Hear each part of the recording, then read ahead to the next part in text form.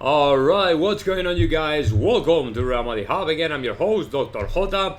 As usual, today with less hair than last time, which is great because it's so hot here in Spain. So I decided to go ahead and shave my head all the way to the bone because that is the only way to get through this heat. Man, it's really hell here in Spain.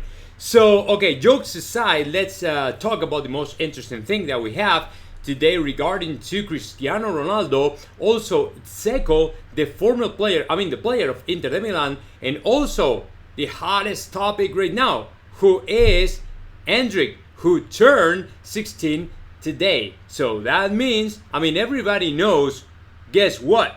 He's turning 16, so now he might be able to sign for Real Madrid, but the problem is we have a bunch of teams keen, willing to sign the Brazilian player, so I'm not expecting nothing less than a fight for the Brazilian player. But let me get started with the first topic we have today, which is, of course, again, Cristiano Ronaldo, because the drama continues as the player is not finding the right spot, the right club, the right team to play in, and Jorge Mendes is traveling around the world offering the player literally to every single person, every single club he come across with every single day, right? He's been offered to Chelsea, Bayern Munich, Manchester City, PSG, FC Barcelona, Sporting de Portugal, Atletico de Madrid. So after every single one of them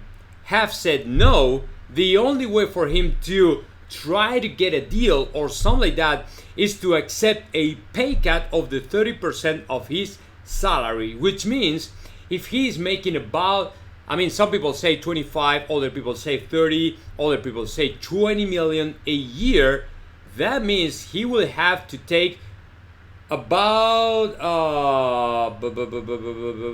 9 million pay cut if he wants to play at any other team, which is difficult because now every single club in the world has already formed the club with the whole people, with the whole players, and I think that they are quite close, right, to accept more players coming in, and especially if that is Cristiano Ronaldo, because as you know, Cristiano, it's a little bit difficult to squeeze him in considering his character, behavior, attitude, and things like that. To me, that'd be great if I see him again in Real Madrid, back in Real Madrid. To me, that'd be awesome, right? But the thing is, if you think with your brain, it's like, man, this guy shouldn't be here anymore, and the reason is because we already have a bunch of players, very good players, rising stars, promising players, so we don't have a real necessity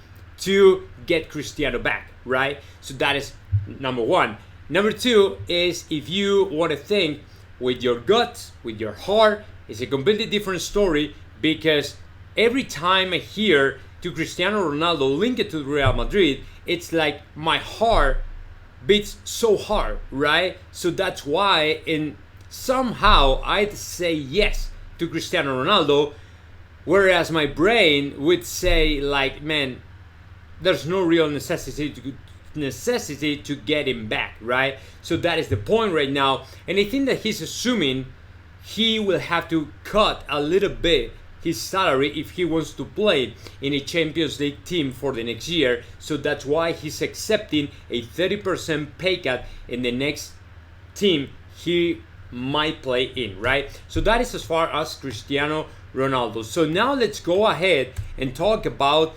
Dzeko, the player of Inter de Milan, who has been, let me type this right here, Dzeko,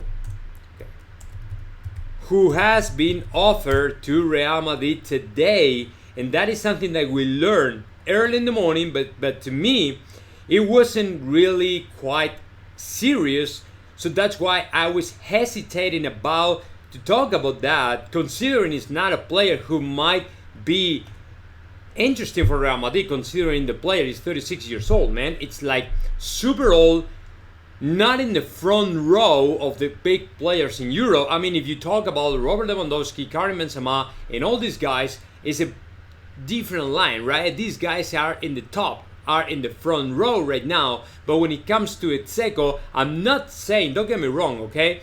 I'm not saying the player is not worth the price he's worth, which is about 40 million. I mean, it's not much, but 36 years old, 17 goals last season.